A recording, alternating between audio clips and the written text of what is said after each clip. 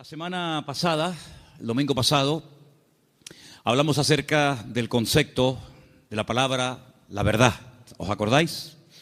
Y vamos a poner ahí un momentito en la pantalla de la iglesia las 5 bendiciones que fluyen a través de conocer y experimentar la verdad en nuestra vida. Pienso que no hay mayor privilegio, mayor bendición que decir yo he conocido la verdad, ¿sabes? La he experimentado en mi vida. Como tenemos ahí en el texto central de la iglesia, conoceréis la verdad y la verdad os hará libres. Dijimos que la verdad nos ayuda a ordenar nuestros pensamientos. Hay gente que a veces vienen del mundo o del trasfondo religioso del cual vienen, pues con unas ideas muy equivocadas, unas ideas muy alejadas de la verdad, de la sana doctrina, y por eso es muy importante conocer bien la verdad, conocer bien la palabra de verdad, conocer al Dios vivo y verdadero, para que de esa manera no siga habiendo en nuestra vida un caos, un desorden, una especie de anarquía, guiada muchas veces por emociones, por sentimientos, sino que es la verdad la que nos tiene que poner en orden nuestra vida. En segundo lugar, habíamos visto cómo la verdad tiene también algo muy positivo en nuestra vida, y es que anula todas las mentiras que el diablo a lo largo de los tiempos ha ido metiendo en nuestra mente. No hay nada peor que creer en una mentira creyendo que es una verdad. De hecho, pusimos el ejemplo la semana pasada de personas que incluso han dado y siguen dando la vida por auténticas mentiras, pero ellos creen que son verdades y ya digo, están dispuestos incluso a dar su vida por dichas mentiras. Así que la verdad echa fuera las mentiras. Y entonces podemos comenzar a vivir, punto número 3, según las leyes del reino de Dios. No según las modas, no según los criterios y las opiniones del mundo, sino según los principios establecidos por el Señor, principios del reino, como les llamamos. A continuación, podemos comenzar a experimentar paz en nuestra vida. No hay paz si no estamos en la verdad. No hay una verdadera libertad, ni hay una seguridad y una estabilidad en nuestra vida, a menos que la verdad sea la base y el fundamento de nuestra existencia. Y finalmente, dijimos que la verdad fortalece el espíritu, la mente, y también, como no, le hace un favor muy grande al cuerpo. Y finalmente terminamos compartiendo 3 grandes verdades. Yo no sé cuántos de ustedes se acuerdan, pero yo dije que una de las verdades que quería compartir el domingo pasado es que la verdad se puede conocer, la verdad se puede experimentar, porque la verdad tiene nombre, y el nombre de la verdad es Jesús. Jesús dijo, yo soy el camino, yo soy la verdad y yo soy la vida. Y si eso es verdad, y vimos que la segunda verdad es que Él volverá, y la tercera verdad dijimos que Dios no miente, basándonos en el texto del libro de Números, capítulo 23, verso 19. Dios no es hijo de hombre para que mienta. Lo que Dios ha prometido, y todo lo que Dios ha prometido es verdad, se va a cumplir. No es una especie de trampa, una especie de truco donde dice, bueno, te prometo esto, pero a la hora de la verdad no es verdad, no es así. Dios lo que promete, lo cumple, porque Dios es un Dios de verdad. ¿Cuántos dicen amén? Quiero llevarles al Salmo 139, porque en esta tarde vamos a compartir, vamos a meditar sobre 3 verdades más. Y la primera está basada en el Salmo 139 a partir del versículo 7. Es un salmo muy, muy interesante porque encontramos en él 3 atributos que son única y exclusivamente de Dios. No son atributos ni características del ser humano. Estas 3 cualidades o características solamente las tiene Dios. Y en este Salmo 139 aparecen estas 3. Hay salmos que aparece una, en otros salmos aparecen 2, pero en este casualmente, el Salmo 139, podemos encontrar la omnisciencia de Dios. Es decir, Dios todo lo sabe, todo lo conoce, pasado, presente, futuro, Dios lo sabe perfectamente. Y eso lo encontramos en este salmo. Encontramos la omnipresencia de Dios, es decir, Dios está en todas las partes al mismo tiempo. No significa que si está en un lugar se ausenta de otro, sino que la presencia de Dios lo abarca todo. Él está en todas partes, que no es lo mismo que decir en todas las cosas. Eso sería una aberración, decir que Dios está en las cosas. Dios está en todas partes, pero Dios no está en las cosas. Porque si estuviera en las cosas, pues que creeríamos en el panteísmo, de tal manera que gente se puede acercar a Dios a través de una oración a un árbol, otros a una estrella, otros a la tierra, etcétera, etcétera. Dios está en todas partes, pero no significa que esté en las cosas, de una forma visible, ¿no? Y finalmente, la omnipotencia de Dios. Dios no tiene ningún tipo de limitaciones, ni de espacio, ni de tiempo. Por eso encontramos a Dios con una definición muy breve, pero muy profunda. Es la profundidad de la sencillez de Dios. Que Dios es espíritu. No lo limita el tiempo, no envejece, no caduca. La Biblia ha sido escrita en un lenguaje humano, donde aparecen muchas figuras retóricas para explicar lo que Dios es y lo que Dios hace.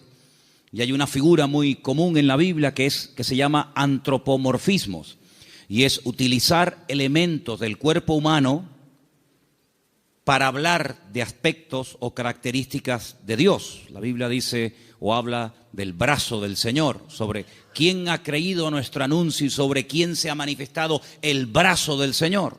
La Biblia habla de los ojos de Dios, la Biblia habla de la mano de Dios, pero son simplemente eso, antropomorfismos, es utilizar un lenguaje conocido, un lenguaje humano, ¿verdad?, distintas partes del cuerpo, para describir la naturaleza de Dios en la vida de su creación, en la vida de los seres humanos. Hemos oído a veces escuchar como que la naturaleza tiene el libre albedrío de hacer cuanto quiera, y no es verdad. Las leyes de la naturaleza las estableció Dios desde el principio de los tiempos. Fíjense qué curioso que todas las leyes que el hombre ha ido descubriendo con el paso del tiempo son leyes que estaban ocultas a los ojos del hombre. El hombre no las ha inventado, simplemente las ha descubierto, ¿verdad? Pero son leyes que Dios estableció desde el principio de los tiempos. Y uno de los libros más profundos de la Biblia, que es el libro de Job, encontramos el peso de la tierra, encontramos los nombres de algunas constelaciones y estrellas, encontramos cómo el viento pesa, ¿verdad? Cosa que no se descubrió hasta muchos siglos después, y encontramos muchas cosas muy interesantes acerca de las leyes de la creación. Alguien dijo que lo creado es una manifestación de las ideas y de la voluntad de Dios hechas realidad, ¿vale?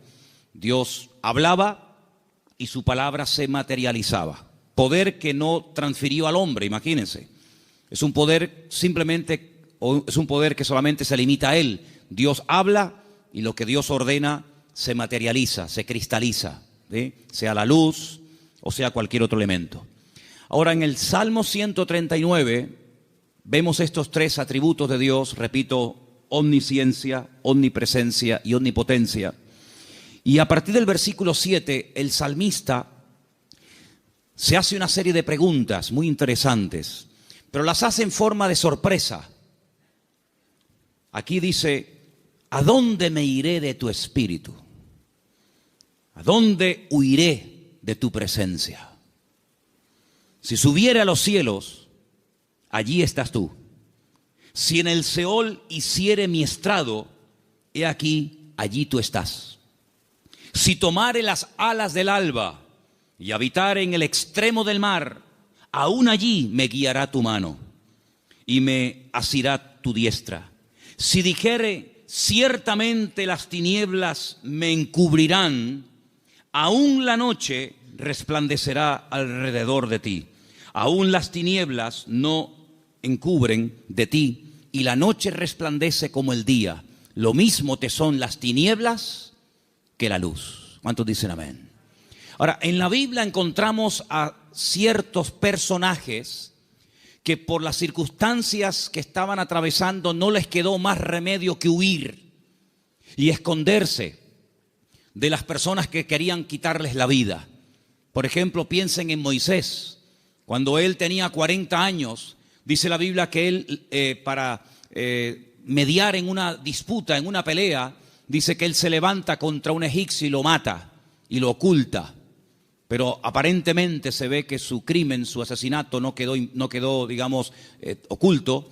Y al día siguiente alguien le dice: ¿me vas a matar a mí como ayer mataste al egipcio? Y esto le produjo un pánico, le trajo un miedo tan grande a Moisés, que dice que tuvo que huir al desierto. Y se ve que no lo encontraron.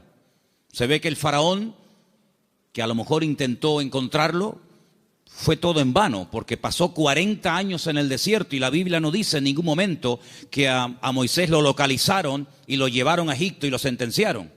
Por lo tanto, supo huir y se escondió, pero tuvo que huir. Tenemos, por ejemplo, el caso de David.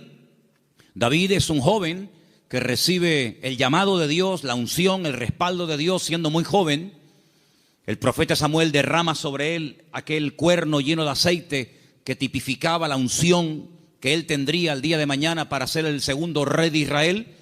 Y dice la Biblia que durante muchos años, David tuvo que huir y tuvo que escaparse y esconderse, porque Saúl estaba obsesionado con quitarle la vida. Y se ve que lo hizo bien, por supuesto, la bendición de Dios también estaba con él, porque Saúl nunca lo encontró, a pesar de que muchas veces estuvo muy cerca de echarle mano, incluso hasta de quitarle la vida. Así que vemos que hay hombres en la Biblia, seguramente hay otros, que tuvieron en momentos puntuales de la vida que huir. Pero lo que me llama la atención es que estas personas huían de hombres y fueron capaces de ocultarse de esos hombres, sea Faraón, sea Saúl, que querían quitarle la vida. Pero lo curioso es que en el primer libro de la Biblia, el libro del Génesis, el primer hombre intenta jugar al escondite con Dios. Porque dice la Biblia que cuando Adán peca, se esconde de Dios, como si Dios no supiera dónde está. Es decir, Adán está tratando a Dios como si fuera un hombre. Así como Saúl no pudo encontrar a David porque sabía dónde esconderse, y así como Moisés se supo meter en el desierto y no lo encontraron, Adán creía que se podía ocultar de Dios. Sin embargo, el Señor sabía perfectamente dónde está. Me llama la atención que cuando leemos el libro del profeta Jonás, en el capítulo 1, dice la Biblia que él recibe un llamamiento para ir a predicar a una tierra extranjera, a la capital del imperio de Asiria. La ciudad se llamaba Nínive, pero él no quería ir, porque él sabía que si la gente se exponía a la palabra y se arrepentían, Dios los iba a perdonar. Y como él no quería que Dios los perdonara, sino que los castigara y los destruyera, pues dice: no voy a predicarles. Y como no van a tener la opción de arrepentirse, pues que se mueran.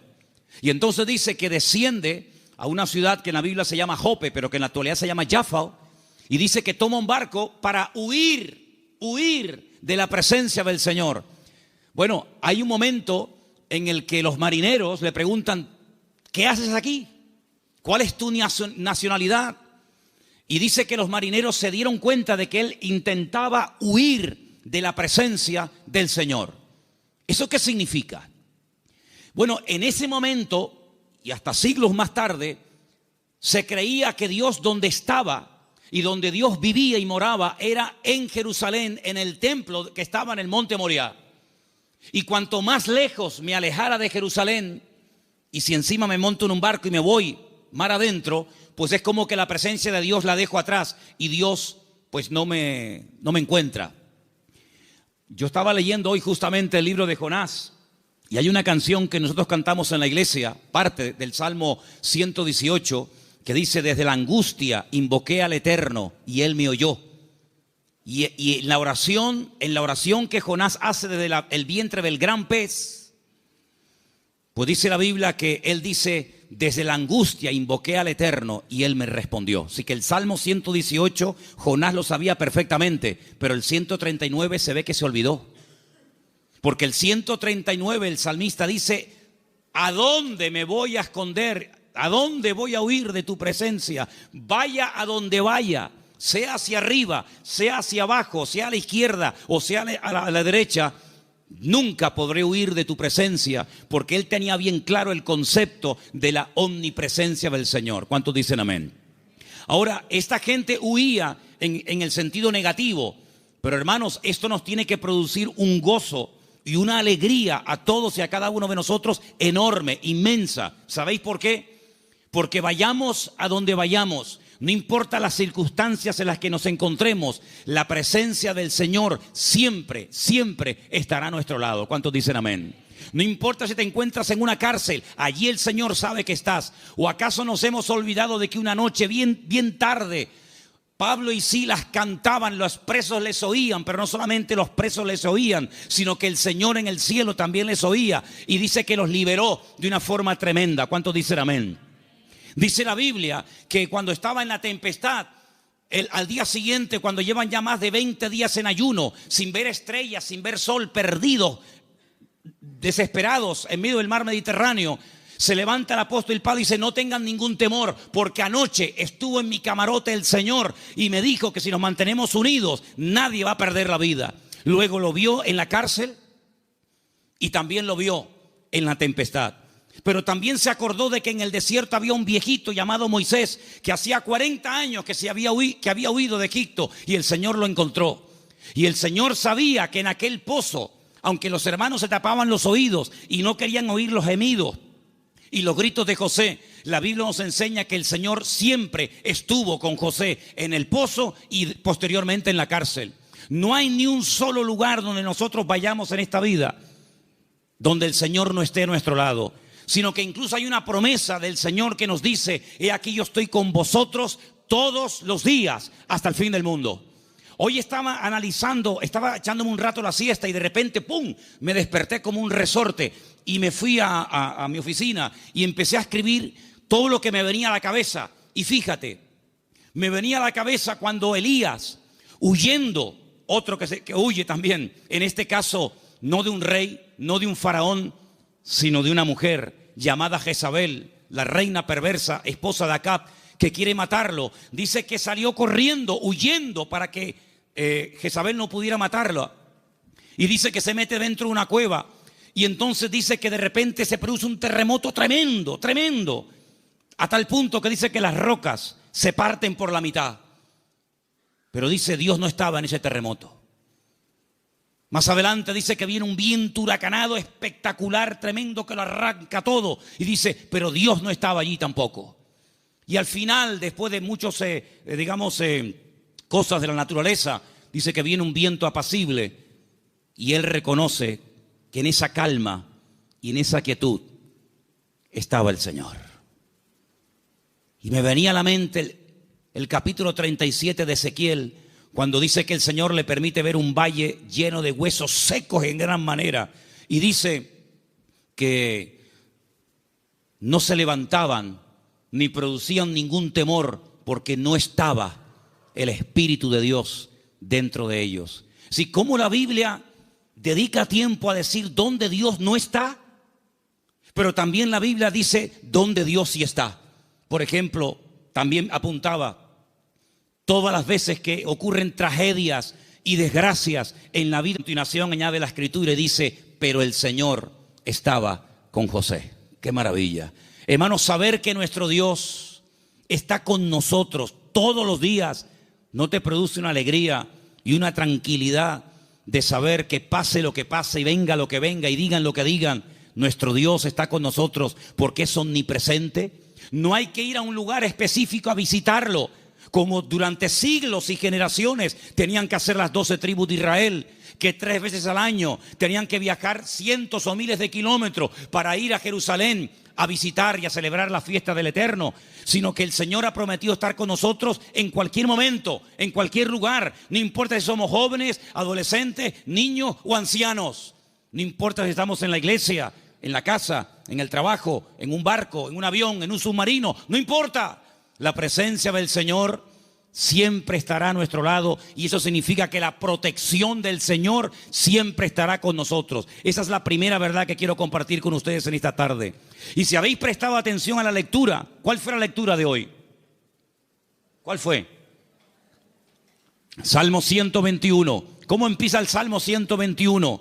Alzaré mis ojos a los montes. ¿De dónde vendrá mi socorro? Ay, amigo, cuando tú estás donde empezaban los peregrinos que iban a Jerusalén a celebrar las fiestas, cuando tú te pones en el principio de ese camino, allí en lo alto, en Galilea, y ves un camino estrecho, rodeado de unas montañas gigantescas, y te explican que en esas montañas se ponían los ladrones y las bandas armadas para robarle las ofrendas y los diezmos que iban a llevar al templo a Jerusalén. ¿Cómo no van a alzar los montes los peregrinos y decir: Señor, ¿de dónde vendrá nuestro socorro? No es que está implorando la ayuda de las montañas, no, porque el versículo siguiente dice: nuestro socorro viene del Señor que hizo los cielos y la tierra. No dará tu pie resbaladero, ni se dormirá el que te guarda. Él guardará tu salida y tu entrada desde ahora y para siempre. ¿Cuántos dicen amén? Hermanos, en estos tiempos en los que estamos viviendo, es importante que nos recordemos cada día: el Señor, la presencia del Señor, la cobertura del Señor está a mi lado. ¿Cuántos dicen amén? Dile que está a tu lado: el Señor está con nosotros porque es un Dios fiel. Aleluya. Esa es la primera verdad que tenemos que tener presente en nuestra vida.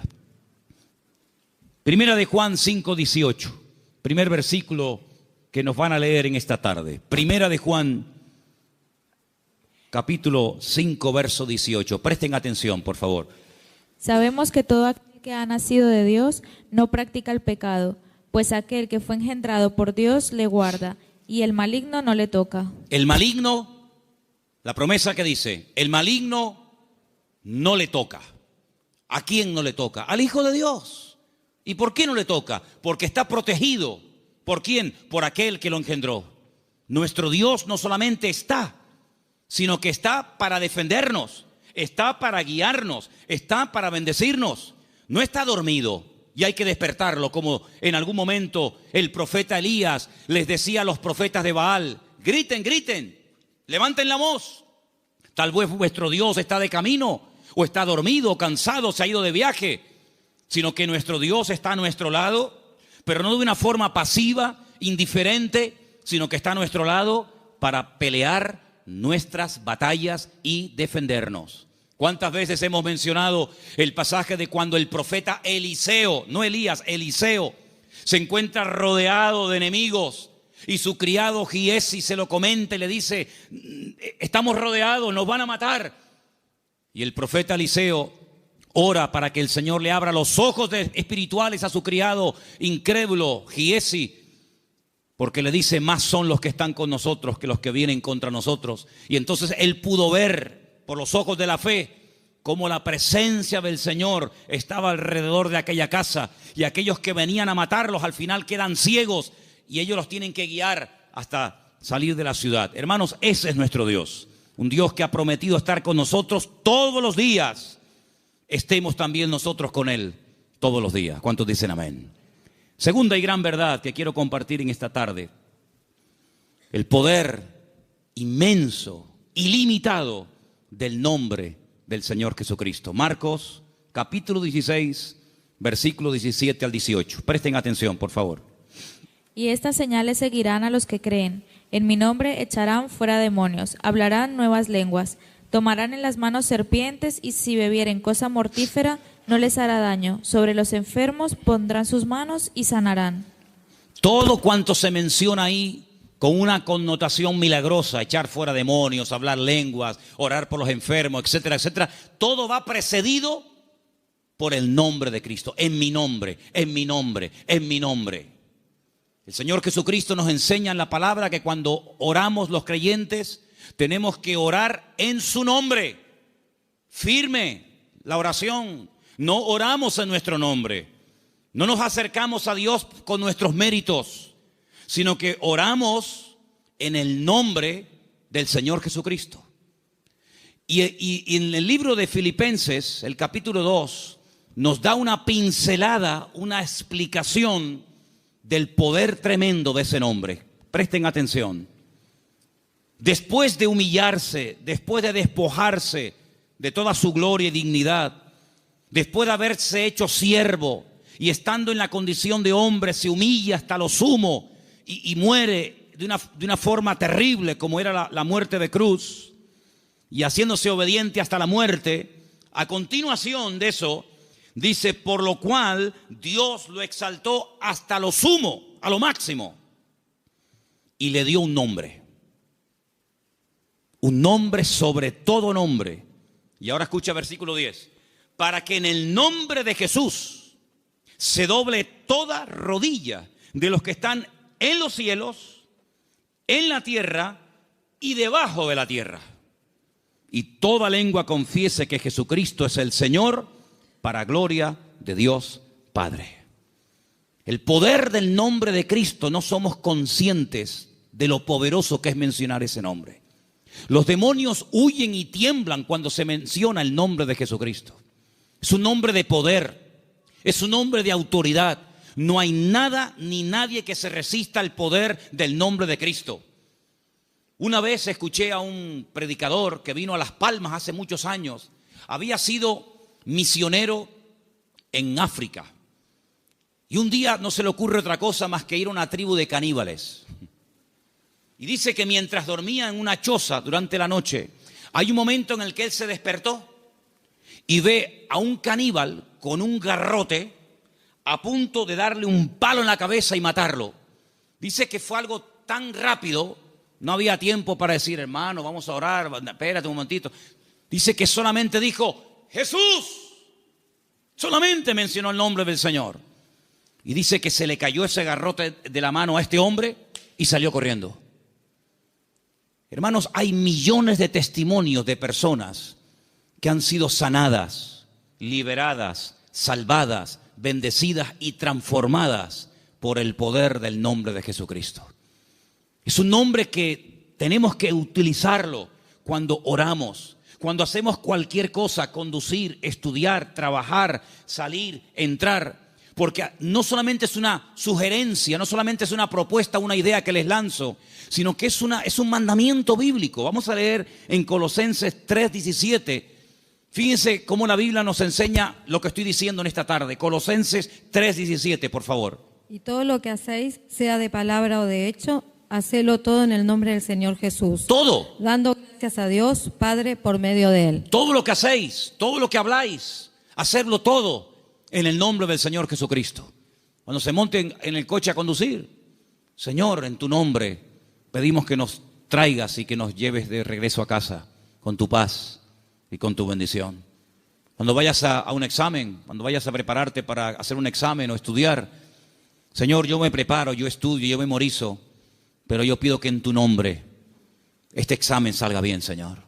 Cuando vas a trabajar o cuando vas a buscar trabajo, cuando vas a dormir, cuando vas a levantarte, todo lo que hacemos y todo lo que decimos, dice, hacedlo todo en el nombre de nuestro Señor Jesucristo. ¿Cuántos dicen amén?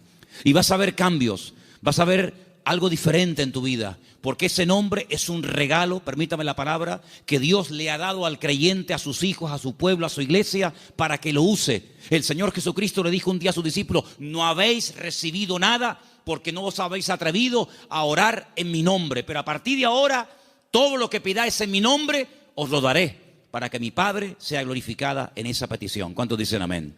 Así que esta es la segunda verdad que tenemos que interiorizar en nuestra vida. Tenemos un nombre, hermanos, un nombre de autoridad en el cielo, en la tierra donde vivimos ahora mismo y aún debajo de la tierra. Un nombre que no tiene limitaciones de ningún tipo. Pues vamos a usarlo, porque la Biblia dice que es el regalo del Padre al Hijo, un nombre que es sobre todo nombre, para que en ese nombre se doble toda rodilla de los que están arriba en el cielo, en la tierra y aún debajo de la tierra, y toda lengua confiese que Jesucristo es el Señor, para gloria de Dios Padre. Dice también en un versículo que vamos a leer a continuación, en Proverbios 18:10, nos pone un ejemplo gráfico de la protección que proporciona el nombre del Señor, el nombre de Dios. Proverbios 18:10, por favor. Torre fuerte es el nombre del Señor. A Él correrá el justo y será levantado. Torre fuerte es el nombre de nuestro Señor y a Él correrá el justo y será levantado.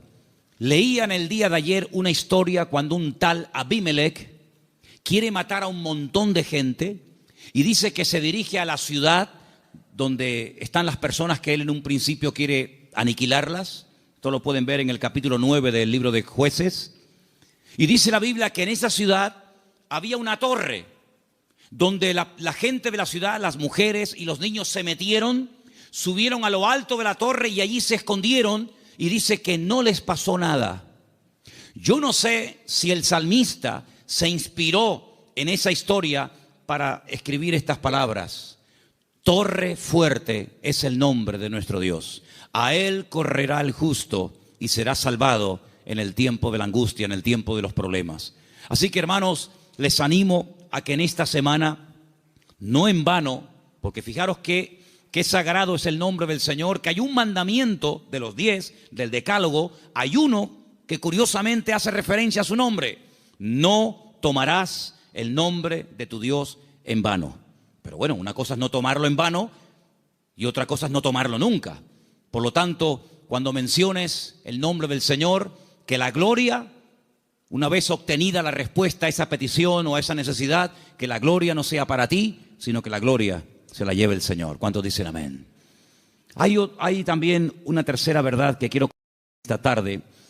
Y para los que no estuvieron, el otro día aquí en la iglesia, el día jueves, en la carta de Pablo a Tito, una carta pequeñita que está por ahí por el Nuevo Testamento, ustedes la tienen también, no les quepa la menor duda. El apóstol Pablo deja a Tito en la isla de Creta para que impida que se mezclen o que se metan en la iglesia falsas enseñanzas, falsas doctrinas, etc.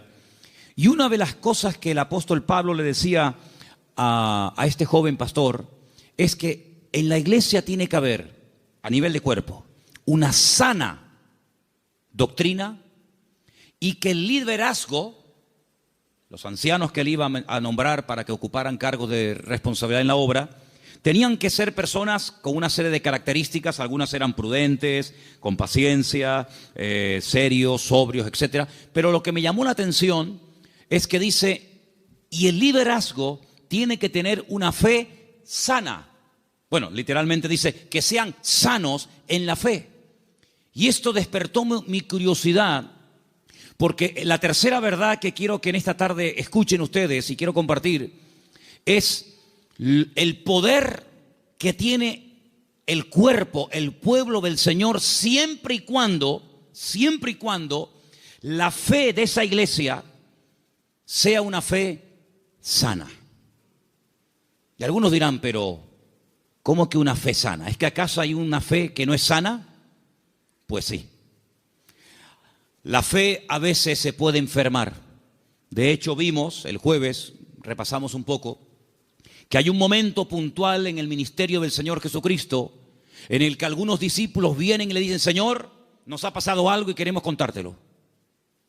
Hemos entrado a una ciudad y no nos han querido recibir. No han sido hospitalarios, han sido fríos. Incluso nos han pedido que nos marchemos de la ciudad, que no quieren saber nada de ti, de tu ministerio, ni de tus palabras. Y le dicen ellos al Señor, y uno de ellos era nada más y nada menos que Juan. ¿Quién lo diría? Señor, ¿quieres que oremos para que caiga fuego del cielo y los destruya a todos? Oye, qué fe, ¿eh? Ellos creían que si oraban y que cayera fuego del cielo, el Señor respondería a sus oraciones. Pero el Señor dice, alto. No. Ese espíritu no es el que debe de caracterizar a un discípulo mío. La fe no es para destruir, la fe es para edificar. Si en todo lugar donde no nos escuchan vamos a pedir fuego, vamos a prenderle fuego a todo el país. Y una vez dije, ¿por qué se creen ustedes que el Señor se llevó al profeta Elías? Porque como siguiera como seguía, le iba a prender fuego a todo el país. El único que iba a quedar con vida era él. Pero saben, hermanos, esa es una fe distorsionada.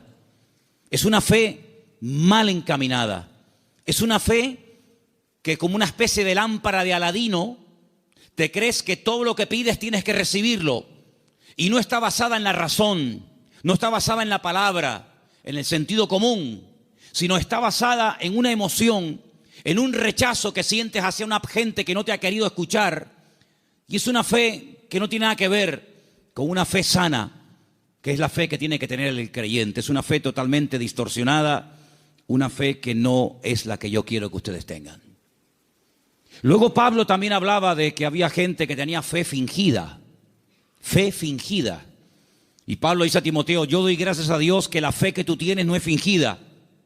Porque la fe que tú tienes primeramente la tuvo tu abuela y después se la traspasó a tu madre y ahora la tienes tú. Y dijimos que esa fe no fingida tiene que ver con una fe sincera, sin mezcla, sin hipocresía. Otra versión dice sin engaño, sin máscara. Hablamos también acerca de que hay fe, hay gente que tiene fe, pero es una fe muerta. Tienen fe, pero está muerta. ¿Y cuál es la fe muerta? La que no produce obras. Dice la Biblia, la fe sin obras está muerta. Por lo tanto, cuando vamos a este tercer punto y hablamos acerca de la protección sobrenatural que hay sobre nuestra vida y de lo indestructible que es el pueblo del Señor, para que eso se dé, tiene que haber una fe sana entre nosotros. No una fe rara, distorsionada, enferma, sino una fe puesta en las promesas y en la palabra de nuestro Dios. ¿Cuántos dicen amén? Y entonces esa fe va a traer estabilidad. Esa fe va a traer una revelación del verdadero Dios al cual tenemos que honrar, adorar y servir. Porque yo creo con todo mi corazón que la forma como oramos, la forma como nos planteamos nuestro estilo de vida, las decisiones que tomamos o no, es decir, todo lo que hacemos en la vida como creyentes, gira en torno al concepto que tenemos de nuestro Dios. Es decir, si nuestro concepto de Dios está equivocado, por mucha fe que tengamos, no estamos actuando correctamente. Y volvemos al principio del mensaje de hoy. Jonás creía que había lugares donde se podía esconder de Dios y Dios no encontrarlo. Dice que él huía de la presencia de Dios, huía del llamado de Dios, de la responsabilidad. ¿Por qué? Porque no quería cumplir con el llamado de Dios. Y hace exactamente lo mismo que hizo Adán en el jardín del Edén: huir, esconderse de Dios. Y él creía que uno se podía esconder de Dios. Y él actuaba en base a esa creencia equivocada. Por lo tanto, es muy importante que nosotros nos preguntemos de vez en cuando, a la luz de las Escrituras, si la forma como yo estoy orando y pidiendo las cosas, si la forma como yo estoy viviendo mi relación con el Señor es una relación basada en una fe sana o en ideas distorsionadas y equivocadas. Porque hay personas que se imaginan que Dios, como acabo de decir, es esa especie de lámpara de Aladino que frotamos y Dios tiene que estar a mi servicio las 24 horas del día y Dios tiene que complacerme en todo lo que le pido y en todo lo que quiero. Y no es así. Hay momentos en los que puedes tener una fe tremenda y Dios decir a tu oración, no. Puede ser que tengas una sinceridad y un deseo tremendo de hacer algo para el Señor, genuino, bíblico, correcto, pero a ti no te corresponde hacer esa operación, hacer ese trabajo. Como por ejemplo el rey David, que quería construirle una casa a Dios. Y Dios le dijo, tú no la vas a edificar, la edificará la siguiente generación en la persona de tu hijo Salomón. Hay momentos en los que el mismo apóstol Pablo quería ir a ciudades a predicar el evangelio. ¿Será bíblico predicar la palabra? Por supuesto. Es un mandato del Señor, claro, ir por todo el mundo y predicar el evangelio. Pero también hay que decirlo que hay momentos en los que el Pablo quería ir a ciertos lugares a compartir y el Señor le decía, no, ahí no, en Bitinia no, bueno, pues me voy a Misia, no, ahí tampoco. Y uno dice, pero Señor, ¿no es tu voluntad ir a predicar a todas partes tu palabra? Sí, pero cada sitio y cada persona tiene su momento y tiene su lugar. Y ahora no es el momento de ir aquí, ahora es el momento de ir allá.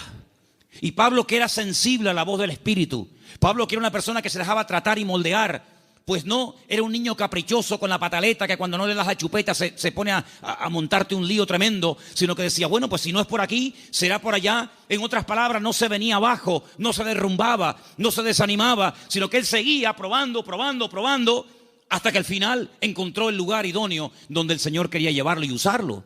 Por lo tanto, es muy importante que la iglesia interiorice esta verdad. El Señor nos quiere usar. Tenemos que cumplir con nuestras responsabilidades. Por supuesto que sí. Pero ¿estaré yo preparado para eso que quiero hacer? La Biblia nos enseña que cuando José era un joven, ya él sabía lo que Dios quería hacer con su vida. Yo creo que pecó un poco de imprudente. Abrió su corazón a sus hermanos. Tal vez lo mejor hubiera sido abrírselo solamente a su padre, pero él le abrió su corazón a sus hermanos, le contó los sueños que había tenido y se buscó la ruina de su vida. Bueno, después al final, lógicamente, sabemos que el Señor utilizó todo aquello y lo convirtió en algo positivo, ya lo sabemos. Pero hermanos, él tuvo que esperar desde el momento que recibe la revelación de la voluntad de Dios para su vida, hasta que él ve que eso se cumple. Pasaron muchos años, pasó mucho tiempo.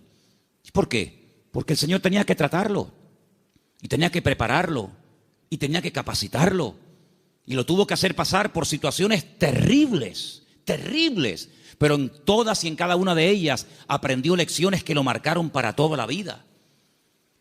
Y cuando llegó el momento, el Señor lo levantó y el Señor lo utilizó. Por eso, amados hermanos, ¿en qué momento, en qué etapa del camino te encuentras? Sin embargo, cuando le escribe el apóstol Pablo a Timoteo, le dice: Timoteo, Dios no nos ha dado espíritu de cobardía. Probablemente estaba pasando por un momento de temor frente a semejante responsabilidad. Pablo dice: Dios no nos ha dado espíritu de cobardía y no te tienes por qué avergonzar de mis cadenas. Cuando te pregunten dónde está tu apóstol Pablo, dónde está el fundador de la iglesia, no te avergüences de mis cadenas, da testimonio de ellas. Y te recuerdo que tienes que cumplir con tu ministerio. Y te recuerdo que tienes que predicar la palabra a tiempo y fuera de tiempo. Y te recuerdo que tienes que cuidar tu salud. Y te recuerdo que no le des lugar a los comentarios de la gente que te menosprecian por la edad que tienes, etcétera, etcétera, etcétera. En otras palabras, ¿por qué le exige que sufra? Sufre, pelea, predica, con ganas y sin ganas, a tiempo y fuera de tiempo. ¿Por qué? Porque sabe que está en una etapa de la vida en la que a él se le puede exigir, pero a otras personas Pablo no les exigía tanto. ¿Por qué? Porque no habían llegado al nivel y a la madurez que Pablo entendía que Timoteo ya tenía. Por lo tanto, en base a tu conocimiento, en base a tu madurez, en base al desarrollo que tú tienes en el Señor, se te exigirá más o se te exigirá menos. Pero todo creyente que forme parte del cuerpo de Cristo, el cual llamamos iglesia, tiene que asumir las responsabilidades que le corresponda. Y yo, por ejemplo, en esta tarde, tengo aquí una pequeña lista de cosas en las cuales todos sí podemos, a pesar de que lleven poco tiempo o mucho tiempo, todos sí podemos cumplir con ellas. Por ejemplo, con la puntualidad. Yo doy gracias al Señor de que en esta iglesia, salvo raras excepciones, siempre se empiezan los cultos a su hora. ¿Sí o no? Ah, ¿no? ¿Dicen que no? Ah. Hemos estado en algunas iglesias donde el culto se ha empezado media hora tarde. Y durante la predicación aún sigue entrando gente.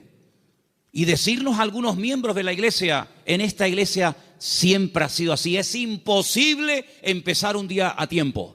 Bueno, yo doy gracias al Señor de que por lo menos en eso no somos malos, ¿no? Sino que generalmente solemos ser puntuales. Cuando se propone o se expone a la congregación un proyecto, una idea o algo, generalmente un altísimo porcentaje de la congregación responde apoyando pues dicha actividad o proyecto o lo que sea. En otras palabras, hermanos, la iglesia va a crecer en la medida en la que tú crezcas. La iglesia, cuando hablamos de iglesia, ¿qué es la iglesia? La iglesia eres tú, y tú, y tú, y cada uno de nosotros. Y la iglesia, ese concepto a veces tan abstracto, como dice la iglesia ¿qué es? Pues la iglesia eres tú. La iglesia tendrá la madurez de todos y cada uno de nosotros. Pero esa madurez, ¿dónde la aprendemos? ¿Aquí o ya venimos con ella de casa? Después del culto hoy, queremos reunirnos unos poquitos minutos con los padres de los chicos que en este momento, ahora mismo, están en la escuela dominical. ¿Por qué? Porque una de las cosas que tenemos que entender es que la iglesia, por ejemplo, en los domingos, la escuela dominical, es un refuerzo a lo que teóricamente los niños ya aprenden de sus respectivos padres en el hogar. ¿Cuántos dicen amén? Es decir, si ustedes no oran a la hora de la comida, Difícilmente, por más que se lo enseñen ahora mismo las hermanas que están allí con esos niños, que hay que orar dándole gracias al Señor por la comida que entra por nuestra boca, si después durante la semana, que es muy larga, hasta el próximo domingo, no ven a papá y no ven a mamá orando un momentito, dándole gracias al Señor por los alimentos, pues le vamos a hacer al niño, perdonen la palabra, un cacao, porque le estamos enseñando algo en la iglesia que luego ustedes no lo apoyan. Es decir, que lo que aprendan aquí, luego vean la práctica en el hogar. ¿Cuántos dicen amén? Si, por ejemplo, un niño un día en una escuela dominical tiene una clase donde, por ejemplo, no sé, se le habla del perdón, pues que cuando lleguen momentos puntuales, pues que el niño vea que en casa la asignatura del perdón se aprueba con sobresaliente y no siempre con suspenso. Y simplemente quiero ponerles un ejemplo. Porque la tercera verdad que estoy tratando de compartir esta tarde es la importancia de la iglesia en el mundo y cómo la iglesia es indestructible siempre y cuando cumpla con los requisitos bíblicos establecidos por el Señor en su palabra. ¿Dónde aprendió José a perdonar, a reconciliarse, a llevarse bien con otras personas? ¿Dónde lo aprendió? ¿En Egipto? ¿En Egipto lo aprendió? No, lo aprendió en el hogar, lo aprendió en casa. Yo no sé, supongo que sí, ya es especular. Si algún día Jacob, que era su padre, explicó en casa el motivo por el cual se iban de un país a otro. Me imagino que sí. Yo me imagino que un día Jacob habrá juntado a Raquel, a Lea, a sus hijos y les habrá dicho: chicos, nuestro tiempo se ha terminado con el tío Labán. Volvemos a Canaán. Y quiero contarles algo. Hace 22 años salí de mi tierra y ahora volvemos. Pero hay una pequeña cosa que tengo que comentarles. Yo no vine aquí porque quería en el fondo venir. Yo vine aquí casi forzado por las circunstancias. Vine aquí porque el tío Esaú, vuestro tío, mi hermano, me quería matar. Y ahora volvemos y no sé lo que nos vamos a encontrar. La Biblia dice que él toma una serie de medidas muy particulares, por cierto. Fue haciendo diferentes grupos a las que menos amaba o con las que menos tenía, no sé, feeling, las fue poniendo por delante y él lógicamente se quedó atrás, con la que él realmente quería y con sus hijos. Y le llega la noticia de que el tío Esaú viene con 400 hombres armados hasta los dientes. Y entonces él se va a la montaña a orar y es allí cuando tiene un encuentro con el Señor que lo cambió para toda la vida, y es allí donde pelea con un ángel, y dice la Biblia que allí donde Dios le cambia el nombre de Jacob por Israel. Y al día siguiente llegó el momento de la verdad, amigo. Llegó el momento de a ver qué pasa. O se acaba todo o empieza todo. Y allí se va José con su padre, con sus hermanos, y allí dice la Biblia que Jacob y Esaú se abrazaron, se perdonaron, se reconciliaron y todo se solucionó. Y allí estaba José, la primera vez en su vida que veía al tito Esaú, la primera vez en su vida que veía algo tan impactante que sin lugar a dudas lo marcó, porque esa reconciliación entre el tío y su papá lo marcó de tal manera que años más tarde, cuando él es vendido por sus propios hermanos, cuando él se da a conocer a ellos y les revela su identidad y les dice: yo soy José, no tiene ni la más mínima gota de rencor, de remordimiento en su corazón, porque él aprendió de una forma objetiva lo que era el perdón y la reconciliación en su familia. ¿Y qué es lo que hace? Él después proyecta en los demás lo que en el hogar aprendió de una forma práctica. Por eso, amados hermanos, es muy importante que lo que ustedes aprenden en los cultos, lo que los niños aprenden en la escuela dominical, luego durante la semana se van a presentar muchas oportunidades para orar, para pedir perdón, para saber cómo reaccionar ante una situación. Y entonces ahí donde tenemos que trabajar en equipo, porque la iglesia que entiende que no somos solamente iglesia cuando nos reunimos aquí en Garcilaso de la Vega número 13 y cuando apagamos la luz y arrancamos los coches y cada uno se va a su casa, dejamos de ser iglesia. No, seguimos siendo iglesia. Seguimos siendo iglesia, no en un lugar físico como este. La iglesia ahora se divide para multiplicar. La iglesia que se divide dentro es una ruina, pero la iglesia que fuera, cuando termina el culto, se divide y se lleva la bendición de Dios, se divide, entre comillas, para después multiplicar y para extender la luz del evangelio fuera. ¿Cuántos dicen amén? Por eso es muy importante que nosotros nos preguntemos y nos analicemos de vez en cuando cómo va el nivel de nuestra fe. Quiero ponerles un pequeño ejemplo de la Biblia, donde dice la palabra que un padre desesperado, un padre con un problema con un hijo que nada ni nadie puede solucionar, fue un día con toda la fe y con toda la sinceridad del mundo a pedir ayuda al Señor, pero el Señor no estaba. La Biblia dice que el Señor había pasado la noche en oración con 3 de sus discípulos en la montaña. Pero bueno, ya que estoy aquí, aprovecho para que por lo menos los discípulos del Maestro oren por mi hijo. Y fue un fracaso. No resultó. La palabra dice que cuando el Señor baja de la montaña, este padre va al Señor por fin y le dice: he traído mi hijo a tus discípulos y no han podido hacer absolutamente nada. Si tú puedes hacer algo. Increíble. Y el Señor le dice: si tú puedes creer, más bien. Y es cuando pide ayuda: Señor, ayuda a mi incredulidad. Menguó en la fe. En unas horas la fe pasó de creer que mi hijo tiene remedio a decir: si puedes hacer algo. Eso no es una fe sana. La fe sana es la que aguanta la prueba.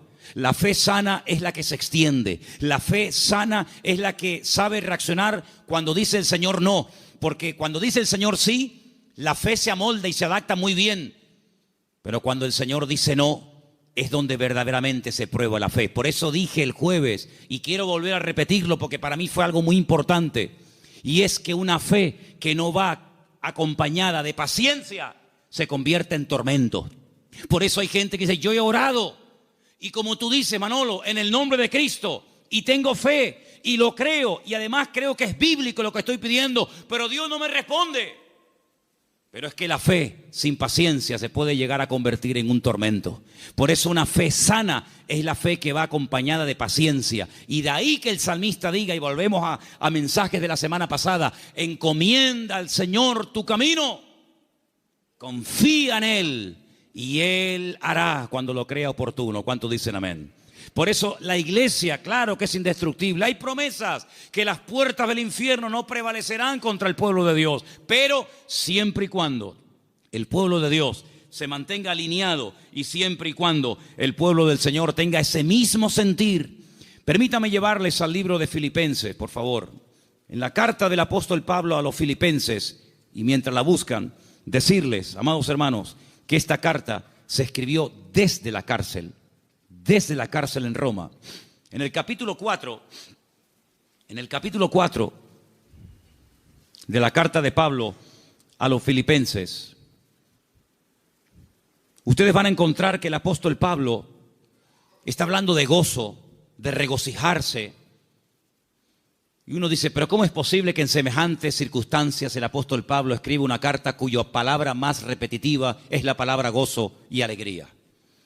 Bueno, pues porque el gozo del creyente, la estabilidad del creyente, no depende de si está en libertad o privado de libertad, sino depende de una fe sana depositada en los brazos del Señor.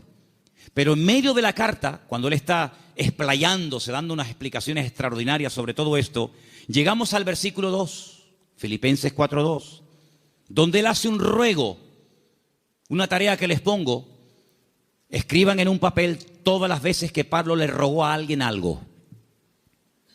No lo hace mucho, pero aquí tienen un ejemplo. Este no vale, tienen que buscar otro. Le ruega a Evodia y a Síntique que sean ¿qué? De un mismo sentir en el Señor.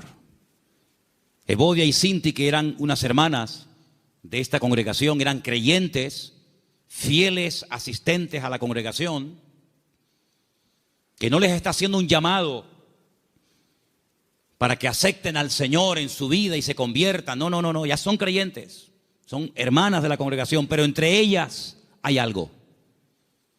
No son de un mismo sentir. Algo pasó entre estas hermanas que a Pablo le perturba.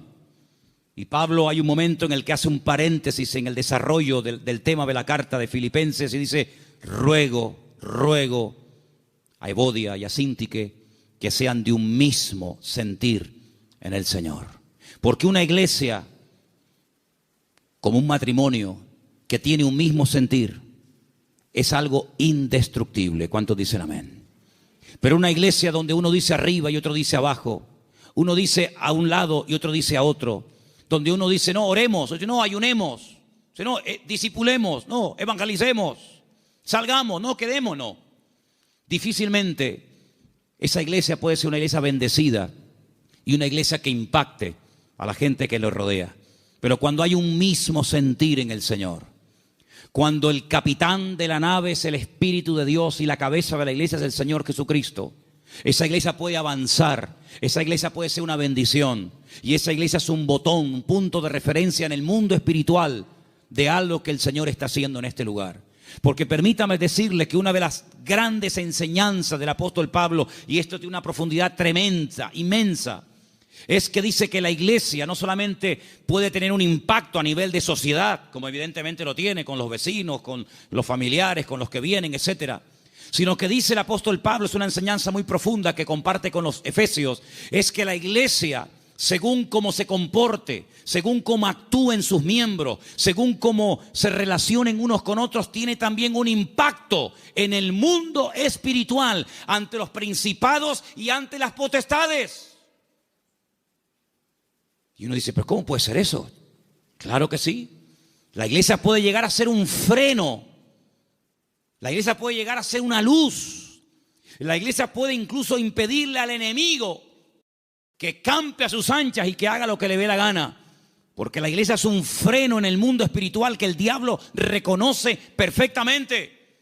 ¿O se creen ustedes que el diablo no sabe que tú eres un hijo de Dios? ¿Se creen ustedes que el diablo no nos ve a nosotros? ¿Se creen ustedes que los demonios no nos observan cada día cómo hablamos, cómo oramos o cómo no oramos, cómo entramos, cómo salimos? Claro que lo ven. Había una vez unos jóvenes que querían echar fuera un demonio de un hombre y cuando fueron a orar por él no se les ocurre otra cosa. Qué listos y qué tontos al mismo tiempo. Querían echar fuera los demonios en el nombre del Cristo que predica Pablo. Y los demonios le respondieron y les dijeron a los 7 hijos de Seba, así se llamaba el padre de estos muchachos: conocemos a Pablo y conocemos al Cristo que predica Pablo, pero a vosotros no os conocemos absolutamente de nada.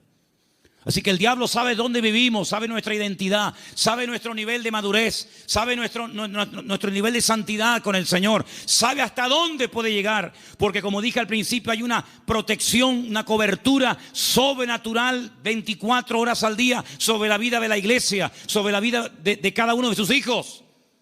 Pero a veces nosotros podemos abrir rendijas, a veces nosotros incluso hasta le damos ideas al enemigo. Por eso dice Pablo, no le deis lugar al diablo. No le des lugar al diablo en tu casa. Si hay algo por donde está colando el enemigo, sé sabio y quítalo, elimínalo. Si hay algo en tu vida que produce que entres en un picado, en un enfriamiento, en un apartamiento de la palabra y del Señor, aléjalo de tu vida. Rodéate de gente espiritual. Lee libros que te edifiquen y no que te destruyan y te confundan más. Acércate a la palabra del Señor, busca al Señor. Porque cuando tú te metes en la presencia del Señor, todo lo que tú aprendas, todo lo que tú recibas, todo lo que tú crezcas, después cuando vengas a la congregación, aunque no hayas abierto la boca y nadie se haya enterado que has entrado ni que has salido, te puedo asegurar que tu vida en el mundo espiritual produce un impacto. ¿Cuántos dicen amén? Y podemos tener el enemigo a raya simplemente con nuestra presencia. Por eso, amados hermanos, estas 3 verdades: la protección y la presencia del Señor permanente sobre nuestra vida, el poder y la autoridad del nombre de Jesucristo, y la habilidad y el privilegio de formar parte del pueblo del Señor, que ¿saben cómo lo define el Señor? ¿Saben cómo nos define nosotros el Señor? Real sacerdocio, nación santa, pueblo adquirido por Dios, para que anunciemos las virtudes de aquel que nos llamó de las tinieblas a su luz admirable. El concepto que tiene el Señor de su iglesia es tan grande que dice: para mí, mi iglesia, tú y tú y tú y yo y cada uno de nosotros, Él dice: ustedes son mi cuerpo. Yo soy vuestra cabeza, pero vosotros sois mi cuerpo en la tierra. Somos los ojos, las manos, la boca de Cristo en esta sociedad donde Él nos ha puesto. Y amados, yo les digo algo, lo dije la semana pasada y lo quiero repetir ahora. El mundo está cambiando tan rápidamente que las iglesias van a ser lugares donde mucha gente desesperada, vacía, confundida y desorientada va a venir buscando ayuda. Porque miles de personas en su desesperación, en la pérdida de su trabajo, de salud, de marido, de familia, etcétera, ¿a dónde fueron? ¿A quién recurrieron? ¿A quién les pagaron? A muchos astrólogos, magos, santeros, brujos, adivinos, ¿sí o no? Mucha de esa gente que se ha llevado tremendas desilusiones, mucha de esa gente que ha perdido dinero, mucha de esa gente que se han llevado una desilusión tremenda y han visto que no han obtenido resultados, sino ha sido lo peor. El Señor nos va a poner a cantidad de gente en nuestro camino y llegará el momento cuando tú tendrás que darte cuenta de que tu vida proyecta una imagen en la sociedad en la que vivimos. Espero que nos podamos representar dignamente los unos a los otros. ¿Cuántos dicen amén? Les quiero hacer una pregunta. ¿Cómo se sentirían ustedes si yo mañana viniera al púlpito con el pelo de color verde? ¿No les gustaría, hermanos, un cambio de look en el pastor? Unos tatuajes, unas cadenas, unos piercing. ¿Cómo se llama eso que se pone en las orejas? No, zarcillos no, lo otro. Dilataciones, unas dilataciones. ¿Qué les parece? Como que no, ¿verdad? Como que no. Tal vez a una parte, a un grupo de personas que digamos que se visten y actúan así, no sé, tal vez a lo mejor les haría gracia un tiempo que un señor ya de cierta edad llamado pastor se vista así. Pero son más los que dejaríamos de alcanzar que los que alcanzaríamos con esas pintas, ¿sí o no? Pues sabe una cosa, hermano, cuiden su imagen pública, porque usted, como hijo de Dios, tiene que dar una imagen sana y digna del Evangelio. No decimos, no, es que yo hago lo que me da la gana, porque yo lo siento así. Hermano, interiorice esta verdad en su vida. La forma como usted habla con sus compañeros de trabajo, con sus clientes, con los amigos en el barrio, con tus familiares, etcétera. En cierto sentido, tú eres un embajador del cuerpo de Cristo, de la iglesia del Señor, en medio de la sociedad en la que vivimos. Por eso cada vez que vayas a hablar, a decir algo, a opinar, a aportar algo, piensa en esto. Lo que voy a decir te glorifica a ti, Señor. Lo hago en el nombre de Cristo. Tú lo harías y estarías contento con la imagen que estoy proyectando de ti. Estas verdades tienen que calar hondo en nuestra vida y tenemos que ser responsables, no solamente ante Dios, sino asumir que todo lo que hacemos y decimos en la vida tiene que ser hecho decentemente y con orden en el nombre del Señor. ¿Cuántos dicen amén? Vamos a orar. Cierra tus ojos en esta tarde. Ahí donde estás. Aleluya. Tenemos una protección y la presencia del Señor permanentemente a nuestro lado. Tenemos el nombre más poderoso que jamás ha existido y existirá. El nombre de Cristo Jesús. Y formamos parte del cuerpo de Cristo, de la iglesia indestructible del Señor. Que el Señor nos ayude, amados hermanos, a entender que estas verdades tienen que traer compromiso a nuestra vida. La verdad compromete. Y en esta tarde nos queremos comprometer con nuestro Señor y queremos decirle de todo corazón que nos ayude a crecer, que nos ayude a madurar en sus caminos. Aleluya. Queremos, con la ayuda del Señor, con la ayuda y la bendición de nuestro Dios, queremos agradarle en todo lo que hagamos y digamos. Cuida tu imagen pública y privada. Cuida tu vocabulario, tu entrada y tu salida. Cuida todo lo que hagas y digas, porque a quien queremos representar dignamente es al Señor de señores y al Rey de reyes. Aleluya, le adoramos a ti, Jesús. Tú eres digno de alabanza, Señor. En esta tarde hemos compartido tu palabra y sabemos que tu palabra no volverá a ti vacía. Queremos, Señor, en el santo y bendito nombre de Jesús, queremos, Señor, dar una imagen digna de ti, mi Dios. Guarda nuestras palabras durante esta semana, Señor, nuestras conversaciones. Trae madurez a nuestra vida, Señor Jesús. Y en esta tarde, Señor, invocamos tu nombre y pedimos que tu sangre, la sangre preciosa de Cristo Jesús, nos cubra y nos llene de tu gloria, Señor. Aleluya. Ahí donde estás, cierra tus ojos y ora al Señor y pídele fuerzas. Pídele su bendición, aleluya. Pídele al Señor que te cuide, que te use, que te pastoree durante estos días. Y que el Señor esté contigo a donde quiera que vayas.